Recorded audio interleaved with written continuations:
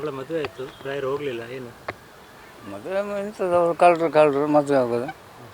ಅದ್ರ ಬಗ್ಗೆ ನಾನು ಹೇಳೋಕ್ಕೆ ಇಷ್ಟಪಡ. ಯಾಕಂದರೆ ಅವನು 12 ವರ್ಷದಿಂದ ಅವರು ಇಬ್ಬರು ಅವನು ನಮ್ಮ ಮನೇಲೇ ಇದ್ದವ. 12 ವರ್ಷದಿಂದ ನಮ್ಮ ಮನೇಲೇ ಇದ್ದವ, ಕಳ್ಳವ. ಅವಳು ಕಳ್ಳರು, ಇಬ್ಬರು ಕಳ್ಳರು ಮದುವೆ ಆದರು. ಅದ್ರ ಬಗ್ಗೆ ನಾನು ಬರೀ ಇದೇ ದೊರಡೆ ಮಾಡ್ಕೊಳ್ಳೋದು, ಇದೇ ದೇಶಕ್ಕೆ ದ್ರೋಹ ಮಾಡೋದು, ವಂಚನೆ ಮಾಡೋದು, ಅವ್ರಿಗೆ ಅದೇ ಕಸಬು. ಅವಳಿಗೆ ಮಾನ ಮರ್ಯಾದೆ ಏನು ಇಲ್ಲ. ನಮ್ಮ ಕುಟುಂಬದ ಮಾನ ಮರ್ಯಾದೆ ತೆಗೆದುಬಿಟ್ಲು. ಅವಳನ್ನು ಕಂಡ್ರೂ ನಂಗೆ ಆಗೋದಿಲ್ಲ. ಅವಳು ಎಂದೂ ಉದ್ಧಾರ ಆಗೋದಿಲ್ಲ. ಮತ್ತು ಅವಳು ಮಾಡುವಂಥ ಕೆಲವು ಕೆಲಸಗಳಿಗೆಲ್ಲ ನಾನು ಒಪ್ಪಿಗೆ ಕೊಡಲಿಲ್ಲ ಅಂತೇಳಿ ಮೋಸ ವಂಚನೆಯಲ್ಲಿ ಇದ್ದಳು. ನಾನು ಸ್ವಲ್ಪ ಸತ್ಯ ನ್ಯಾಯ ಧರ್ಮದಲ್ಲಿ ಇರುವನು, ನನ್ನ ಸತ್ಯ ಧರ್ಮದಲ್ಲಿ ಇರುವನು. ಮತ್ತು ನನ್ನ ಹಿರಿಯ ಮಗಳು ಗಾಯತ್ರಿ ಸಹ, ಅವಳು ಸಹ ಗೌರವದಿಂದ ಮರ್ಯಾದೆಯಿಂದ ಬಾಳುವವಳು. ಅವಳು ಎಲ್ಲೋ ಒಂದು ಟೀಚರ್ ಕೆಲಸ ಮಾಡಿಕೊಂಡು, ಎಲ್ಲೋ ಶಾಲೆ ಸ್ಕೂಲು ಪಾಠ ಹೊಲಿಗೆ ಮಾಡಿಕೊಂಡು ಜೀವನ ನಡೆಸ್ತದೆ. ಅವಳ ಮೇಲೆ ಒಂದು ಸುಳ್ಳು ಅಪವಾದ ಹಾಕಿದ್ರು, ದುಡ್ಡು ಕೊಡಿದೆ ಅಂತೇಳಿ. ಮತ್ತು ಒಳ್ಳೆಯ ವೇದಿಕೆ ಇವಳಿಗೆ ಸಿಕ್ಕಿತ್ತು. ಅದೊಂದು ಬಿಗ್ ಬಾಸ್ ವೇದಿಕೆ ಇವಳು ಸಿಕ್ಕಿದಾಗ ಇವಳಿಗೆ ಹೇಳೋ ಒಂದು ಒಳ್ಳೆಯ ಅವಕಾಶ ಇದ್ದಿತ್ತು. ಇವಳು ಹೇಳಲೇ ಇಲ್ಲ. ಇವಳದ್ದೇ ಒಂದು ಕೀರ್ತಿ ಬರಬೇಕು, ಇವಳದ್ದೇ ಒಂದು ತಾನೇ ಎಲ್ಲವನ್ನು ಮನೆ ನಡ್ಕೊಂಡು ಹೋಗ್ತಾ ಇದ್ದೇನೆ, ನನ್ನ ಈ ಕುಟುಂಬವನ್ನು ನಾನೇ ನಡ್ಕೊಂಡು ಹೋಗಿದೆ ಅಂತ ಸುಳ್ಳು ವರದಿಯನ್ನು ಕೊಡ್ತಾಳೆ. ಈ ಪಾಪಿ ಮಗು ಎಂದಿಗೂ ನಾನು ಕ್ಷಮೆ ಕೊಡುವುದಿಲ್ಲ. ಅವಳು ಒಂದು ಕ್ರಿಮಿ ಇದ್ದಂಗೆ, ದೇಶಕ್ಕೆ ಮಾದಕವಳು. ಮತ್ತು ಅವಳು ಮಾಡುವಂಥ ಎಲ್ಲ ಕೃತ್ಯಗಳನ್ನು ಈ 5 ಕೋಟಿ ಗೋವಿಂದ ಪೂಜೆ ಹಗರಣದಲ್ಲಿ ಅವಳು ಕೋಟಿ ಹಣ ಹೊಡೆದು ಸಾಬೀತಾಗಿದೆ.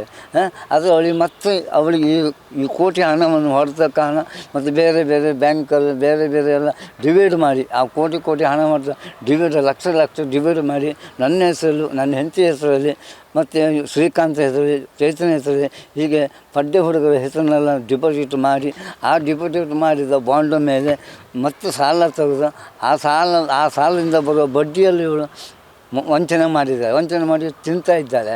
ಮತ್ತು ಇವಳು ಈ ದೇಶಕ್ಕೊಂದು ಮಾದಕ ಇವಳು.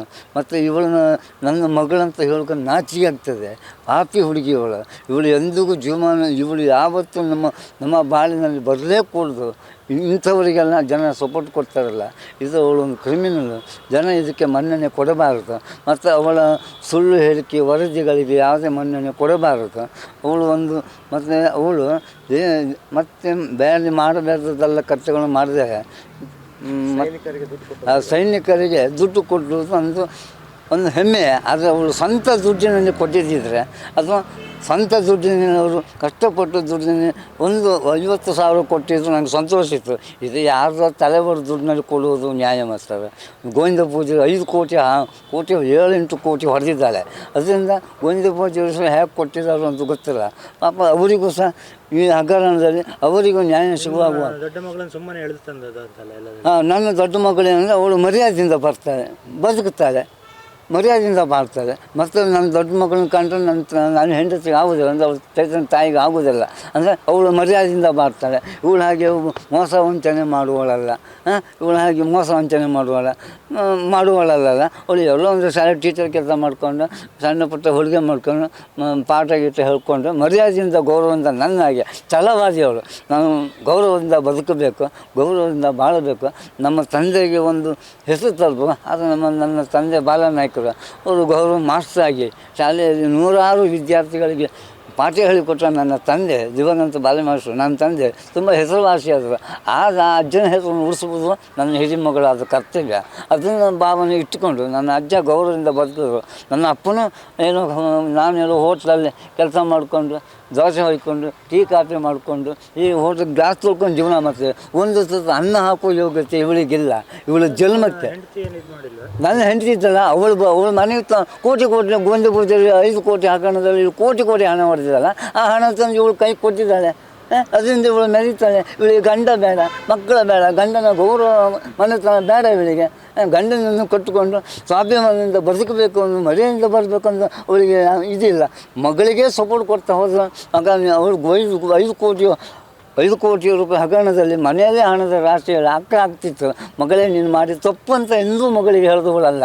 ಇವಳು ಸಹ ಅವಳೊಟ್ಟಿಗೆ ನಾಚಿಕೆ ಬಿಟ್ಟು ಕುಟುಂಬ ಅದು. ಇವಳು ಹಿಂದೆ ಇವಳು ತಂದೆ ತಾಯಿ ಕುಟುಂಬ ಒಳ್ಳೆಯದಿತ್ತು, ನಮಗೂ ಒಳ್ಳೆಯ ಹೆಸರು. ಅದು ಈಗ ಇವಳು ನೀಚ ಬುದ್ಧಿಯಲ್ಲಿ ಅವಳಿಗೆ ಸಪೋರ್ಟ್ ಮಾಡ್ತಾಳೆ. ಅವಳಿಗೆ ಏನೇ ಮಾಡು ಅವಳನ್ನ ಹೋಗೋದು, ಅವಳಿಗೆ ಸಪೋರ್ಟ್ ಕೊಡು. ಇಂಥ ತಾಯಿ ಮಗಳು, ಇಂಥ ತಾಯಿ ಮಗಳಿಗೆ ಕಠಿಣ ಶಿಕ್ಷೆ ಆಗಬೇಕು. ಬಿಗ್ ಬಾಸ್ ಕಾರ್ಯಕ್ರಮದಲ್ಲಿ ನಂಗೆ ಹೇಳೋಕೆಂದರೆ ನನ್ನ ಮಗಳು ನಂಗೆ ಗೊತ್ತಿಲ್ಲದೆ ಹೊರದವರು ಮನೆ ರಾತ್ರಿ ಬೀಗ ಹಾಕ್ಕೊಂಡು ರಾತ್ರಿ ಬೀಗ ನಾನು ಹೋಟ್ಲಲ್ಲಿ ಕೆಲಸ ಮಾಡ್ತಿದ್ದೆ. ರಾತ್ರಿ ಬಂದು ಮನೆ ಬೀಗ ಹಾಕ್ಕೊಂಡು ಇವರಷ್ಟಿಗೆ ಇವ್ರು ಹೋದ್ರು. ನಂಗೆ ಹೇಳಿದೆ, ನನ್ನ ಗಮನಕ್ಕೆ ಹೇಳಿಲ್ಲ. ನಾನು ಜಗಲಿ ನನ್ನ ಮನೆ ದೊಡ್ಡ ನಾನು ಕಟ್ಟಿದ ಮನೆಯಲ್ಲೇ ನನಗೆ ನನ್ನ ಮನೆ ಬೀಗ ಹಾಕ್ಕೊಂಡು ನನಗೆ ಹೇಳಿದೆ ಇವರು ಬಿಗ್ ಬಾಸಿಗೆ ಹೋಗಿದ್ದಾರೆ. ಅದು ಬಿಗ್ ಬಾಸ್ ಮದುವೆ ಕರ್ರಿ ಅಂತ ಇವರು ಮದುವೆ ಹೇಗೆ ಕರೀತಾರೆ? ಅವ್ರಿಗೆ ಮಾನ ಮರ್ಯಾದಿಲ್ಲಲ್ಲ, ನಾನು ಮರ್ಯಾದಿಸ್ತಲ್ಲ. ನನ್ನನ್ನು ಕರೆದು ಇವರಿಗೆ ಸಿಂಪತಿ ಸಿಗೋದಿಲ್ಲಲ್ಲ. ಇವ್ರು ಗೌರವಕ್ಕೆ ಇವರು ಮಾಡುವ ಕಳ್ಳ ಕೆಲಸ ಎಲ್ಲ ಹೊರಗೆ ಬರ್ತದಲ್ಲ. ನಾನು ಸತ್ಯನಾಯಕಿ, ನನ್ನ ಒಪ್ಪಿಗೆ ಇಲ್ಲ. ಯಾಕಂದ್ರೆ ಅವನು ಕಳ್ಳ, ಅವಳು ಕಳ್ಳು. ಇವರು ಕಳ್ಳರ ಮದುವೆ ಆಗಿದೆ. ಇವರು ಎಲ್ಲಿ ಯಾರು ತಲೆ ಹೊಡಿಬೇಕು ಅನ್ನೋದೇ ಇವರು ದಾರಿಯಲ್ಲಿ ಇರ್ತಾರೆ. ಇವರು ಯಾರು ತಲೆ ಹೊಡೆಯೋದು? ಯಾರು ದೊಡ್ಡ ದೊಡ್ಡ ಬಿಸ್ನೆಸ್ ಮ್ಯಾನ್ಗಳು. ತಂದೆ ಇರಬೇಕಿತ್ತು. ವಿಡಿಯೋ ನೋಡಿದ್ರಾ ಮದುವೆದು ವಿಡಿಯೋ? ಇಲ್ಲ, ನಾನು ಇಲ್ಲ. ಆಗ ನಾನು ಇದ್ದೆ ಅನ್ನೋ ಥರ ಬೇರೆ ಇವರ ವೇಷದಲ್ಲಿ ಅವಳು ತೋರಿಸಿ ಇರ್ಬೋದು. ಅದನ್ನು ನಿಜವಾಗಿಯೇ ನಾನಲ್ಲ. ವಿಡಿಯೋ ನೋಡಿದ್ರಾ?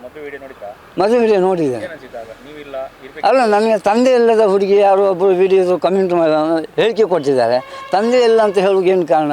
ತಂದೆಯನ್ನು ನೋಡಿದಾರ ಅಥವಾ ತಂದೆಯನ್ನು ವಿಚಾರಣೆ ಮಾಡಿದಾರ? ಸುಳ್ಳು ವರದಿಯನ್ನು ಕೊಡಬೇಡಿ ವಿಡಿಯೋದವರು. ಯಾಕಂದರೆ ಸ್ವಂತ ಜನ್ಮ ಕೊಟ್ಟ ತಂದೆಯೇ ಜೀವಂತವಾಗಿ ಇರುವಾಗ ಅವರು ತಂದೆ ಇಲ್ಲ ಅಂತ ಹೇಳಿಕೆ ಕೊಟ್ಟಿದ್ದಾರಲ್ಲ, ಅದು ತಪ್ಪು. ಆ ಇವಳ ತಪ್ಪು ಮಾಹಿತಿಗೆ ಯಾರು ಹೇಳಿಕೆ ಕೊಡಬೇಡಿ. ಕ್ಷಮಿಸ್ತೀರಾ? ಖಂಡಿತ ನಾನು ಕ್ಷಮಿಸಿದೆ. ಯಾಕಂದರೆ ಅವಳು ಅಷ್ಟು ಕಠೋರ, ಅವಳು ಪಾಪಿ. ಅವಳು ನನ್ನ ಕುಟುಂಬದಲ್ಲಿ ಹೇಗೆ ಹುಟ್ಟಿದ್ಲು. ಇನ್ನು ಯಾವ ಹೆಣ್ಣು ಮನೆ ಯಾವ ಕುಟುಂಬದಲ್ಲಿ ಇಂಥ ಹೆಣ್ಣು ಹುಟ್ಟಬಾರದು. ಮತ್ತು ಹೇಳ್ಕೊಂಡು ಸುಳ್ಳು ಎಲ್ಲ ಹೇಳೋದು ಸುಳ್ಳು. ಅವಳು ಬಿಗ್ ಬಾಸಲ್ಲಿ ಅಥವಾ ಯಾವುದೋ ಒಂದು TV ಕಾರ್ಯಕ್ರಮದಲ್ಲಿ ಎಲ್ಲ ಇವಳ ಬಗ್ಗೆ ಹೆಮ್ಮೆ ಕೊಡ್ತಾರೆ.